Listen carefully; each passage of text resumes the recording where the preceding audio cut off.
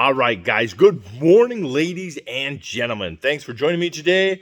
The value of a good oil scan program and a good equipment inspection program. It's springtime, we're going to be going here any day. So we've probably been, you guys are getting stuff out, getting it maintenance, getting it ready. And then right after planting, probably more maintenance. The oil scans, when I worked for both Deere and AGCO, it was funny because you would try and tell these customers, like, yeah, you should have an inspection done. And they're like, well, that ain't like, oh, it's just, you guys are just trying to make money off. It's like, yep, you caught us. You got it. We're guilty of trying to make money. But at the same time, we're trying to offer a service. Your dealer is not out to just rob you. They're trying to offer you a service that will help you out in season. More than likely, if you ask your local dealer for the inspection forms and you do them yourself, they usually shouldn't have a problem with that because you're coming back to them for parts and probably some of the service. I'm a big believer that farmers should be able to do their own inspections because it really helps them learn the equipment. And sometimes it can help you kind of be a little bit better of an operator when it comes to like combine and planter inspections. But yeah, so my combine was a great scenario of the value of the oil scans. And so as a buyer, we could see the history of the oil scans. They were always clean. So as a buyer, I knew I was getting something that did not have cancer in it. And that was also part, when you buy it, like, what, you guys are going to do an inspection. So if it, I'll buy it, it gets up here, we do the inspection. And if the hydraulic system is full of cancer, then you guys are going to help me take care of it. You're not leaving me on my own. And they were happy. Like, you bet. And so as a customer, it made it a whole lot easier to buy that machine versus one on an auction that had no history or not, you knew nothing about it. As the farmer, we got the combine here. Now on the other side of things, we get the combine home, and so then they came up to do the inspection, and we used it that morning to get everything good and hot. And so then they could pull their oil scans, you churn all the oil in the gearboxes and get any contamination in suspension. And the engine gear case was pretty much empty. And you're just like, oh, yeah, Al's running around the combine doing his inspection. And he's like, yeah, here's how you drain that gear case. And let's watch the oil as it comes out. And we drain the gear case. And instead of like a gallon or something like that, whatever it was coming out, it was like a can of pop coming out. And you're like, oh, that is not much oil. And so we've been monitoring ever since, and it's been good. But that, by him doing that inspection versus like, we'll get through this year and we'll do it next year, that saved me, probably $15,000 if I was going to have Ziegler come out and swap that gearbox. Plus, how much downtime would it have been? And so, yeah, I have another example here, and it's a perfect example of the customer not doing anything wrong. They're just doing normal maintenance like they've always done, but components still failed. And what could have an inspection and an oil scan done? So an oil scan, what it is you send in a little jug of, like, literally just a little Dixie cup of oil, and they scan it, and they'll tell you, hey, there's a lot of this type of metal. So if it's an engine oil, they can say, well, this type of metal is found in your bearing, so you got a bearing coming apart. Or in a gear case, your gears might have different metals than the bearings, and so they can tell you, like, well, you got a bearing or a gear coming apart. But like I said, he did nothing wrong here. But this is, zoom out. This is just a great example of how a $15 oil scan or a couple $100 tractor inspection could have potentially saved a lot of money and downtime.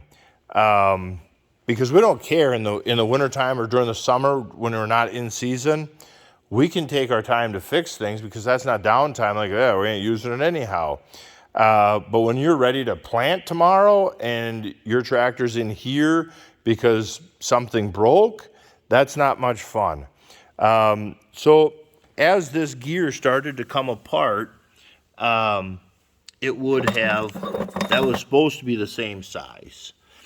So as that gear started to come apart, if you were doing an annual oil scan, an annual inspection on this tractor, you would have had clean oil, clean oil, clean oil, and then all of a sudden 1 year would have said, hey, you're kind of dirty in there. Let's flush it. And then put 20, 30, 40 hours on it. We'll pull another sample.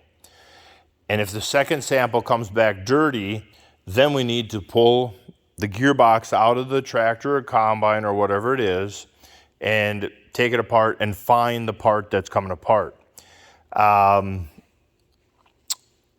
Or you could keep running it. It's your choice, flush it again and do it a third time. Maybe you could argue and say, well, you just didn't get it clean enough for the second set. But, it's your discretion as a customer. Well, we need to keep this tractor going, but hey, in another 100 hours, we're done with it. Like, oh, okay, great. But that oil scan would lead us to that, okay, it's time to pull this gearbox apart and inspect it.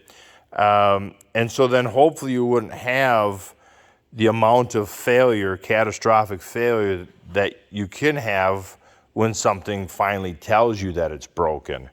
The value of a tractor inspection, a big one on these John Deere tractors, is the rear axles. This inner bearing will get loose on the axle, and it will sit there, and it will move just a tiny bit, and the inner race will roll on the axle, and it will wear on the axle, and it will make a couple thousandths scratch.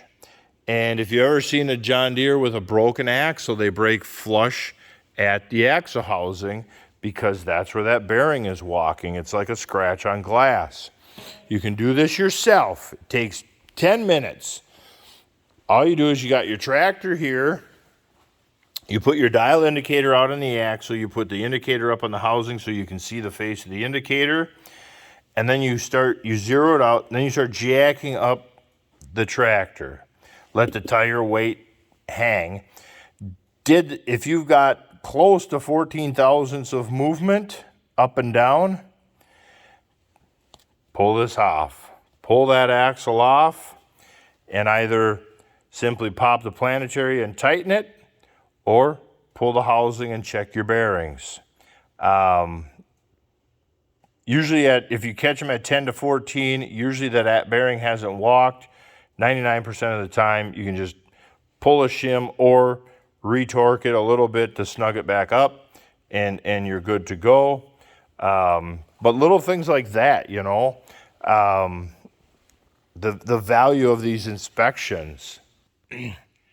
The value of the inspections is just, it's there. It's really there.